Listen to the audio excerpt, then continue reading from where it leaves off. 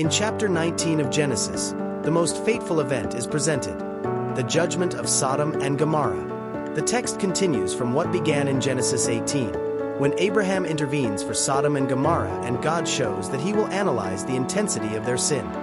First, the visit of the angels occurs, who see the attitude of the Sodomites. Then, two angels arrive in Sodom and Lot is sitting at the gate of the city, which indicates that he was prosperous. For at the gate of the city, the older people would stay to make agreements and do business. Lot bowed down in human form to greet the two angels. He asked the angels to come down to his house to spend the night and wash their feet. Having the angels at Lot's house, he prepared them an abundant banquet. There was this kindness from Lot, because the city could be dangerous for the newcomers. The illustrious visitors had not laid down when Lot's house was invaded by violent and perverse men, who were determined to abuse and violently attack the visitors. At that moment, Lot shows courage and asks the visitors to stay in his house, under his protection. He even goes so far as to risk the lives of his daughters so that the visitors may be spared from the raid. The situation leads to understanding why the denunciations against this city reach God's ears. The angels respond to Lot, to get out of the way, standing against him, even though he is so important in the city. The celestial visitors make him enter his house. And the cruel men who were at the entrance of the house were struck and wounded by a strong flash that caused them blindness, so that they could never find the entrance to the house again. Thus, Lot and his family were spared from the inhumane attack. The angels of the Lord observed the evil of this people and almost brought God's judgment upon the city. But, being filled with the compassion of Christ, they asked Lot and his family to leave this place.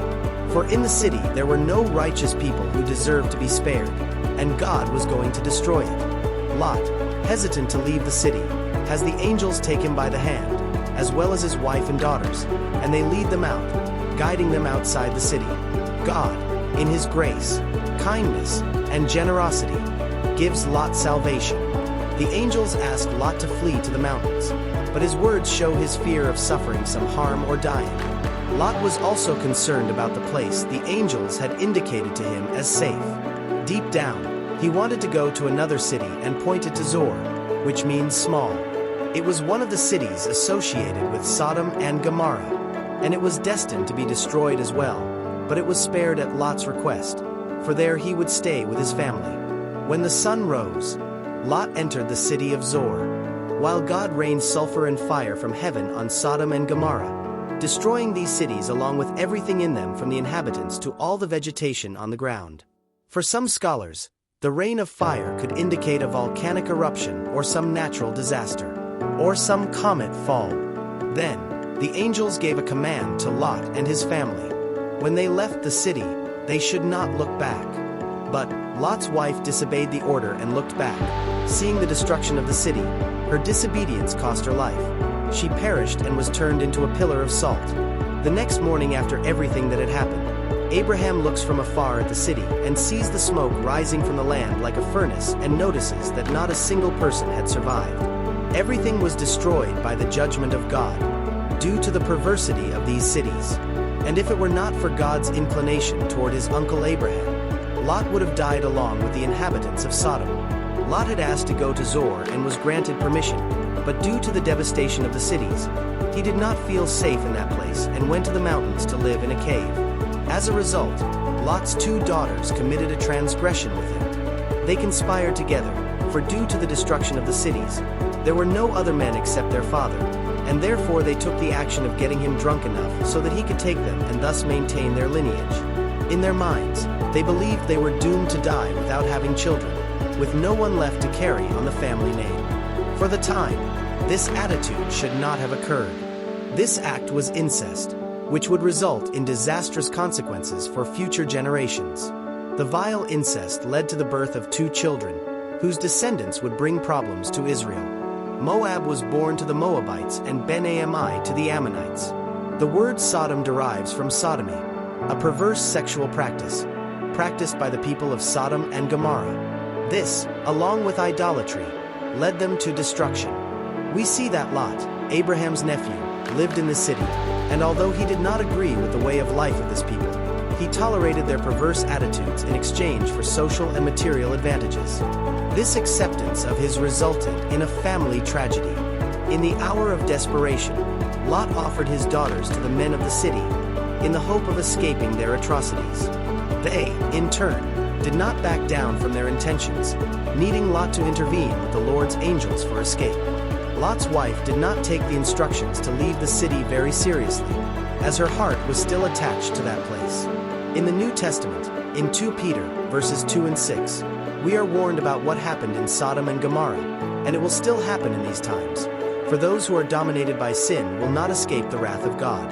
The attitude of Lot's daughters reveals that they did not consider incest a sin, as they were accustomed to the world system. As we hear today, every form of love is worth it. It is this mentality that the world instills in us, and we start to find everything very natural. But Lot's concessions compromised his future generations with curses. The chapter seriously cites how sin degrades, distorts, blinds, and ruins. Sodom translates what happens when humanity rejects God's criteria and follows its own desires. Thus we see that cordiality and justice are traits of the people of God. Lot, even with his flaws, upheld these values amidst a degenerate society. In a world like ours, so lacking in perspective and self-centered, we need to act with kindness and help the defenseless.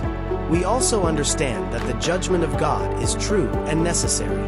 Sometimes, we think he takes too long, but the chapter shows that, in due time, he acts with justice. This should lead us to repentance and vigilance. The uncertainty of Lot confronts us.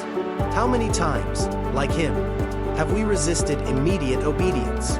God offers deliverance, but many times our attachment holds us back. We need to trust more, act quickly in the face of divine guidance. The looking back of Lot's wife makes me reflect on the times I cling to the past, to what God has already asked me to renounce.